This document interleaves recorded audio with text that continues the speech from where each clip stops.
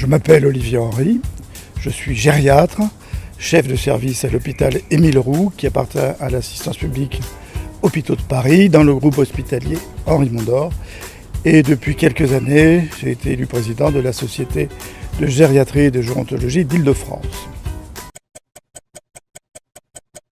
C'est un peu le hasard puisque pendant mes études de gériatrie, j'ai rencontré des gens. 2 personnes m'ont appris ce qu'étaient les lipides dans le domaine de la nutrition, c'est-à-dire qu'on n'y connaissait pas grand-chose et que comme ça, de fil en aiguille, j'ai pu travailler avec eux sur des thèmes de recherche et parfaire des connaissances qui étaient à l'origine, il faut bien le dire, très ténues puisque la nutrition n'est pas enseignée dans les facultés.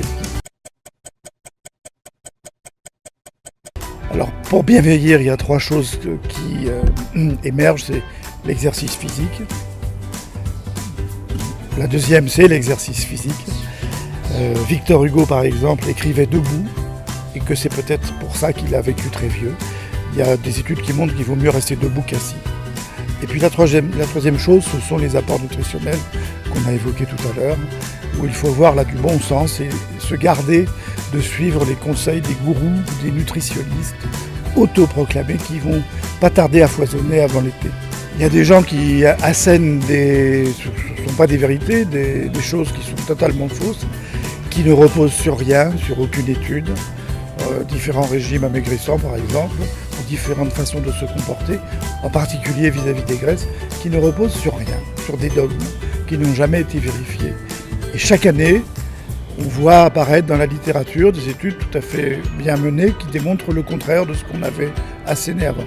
Alors ce qui est à fuir, ce sont certains sites internet qui sont autoproclamés spécialistes en nutrition, mais dont on ne peut pas vérifier le bien fondé de leurs assertions. Pour bien vieillir, qu'est-ce qu'il faut éviter? La première chose, ça rejoint ce que je disais tout à l'heure, c'est la sédentarité. Il faut bouger. J'ai un maître qui disait que l'homme est un animal qui vit debout. Alors vivons debout et marchons. Ça, c'est la première chose. Et la deuxième chose, c'est se nourrir correctement.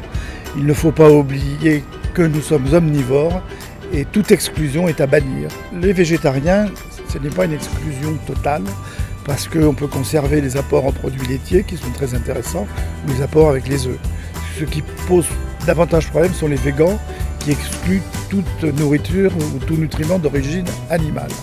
Alors aujourd'hui, on n'a pas le recul pour déterminer si ce régime-là est nocif à long terme. Mais on aura des résultats dans quelques années. On ne les a pas aujourd'hui. Eh bien, pour la fin, je crois que, contrairement à tout ce qu'on a pu dire, il faut manger du gras et que le magret grillé, il a une peau qui est excellente, ce n'est pas du poison, on peut en manger. Peut-être pas tout, mais on peut en manger.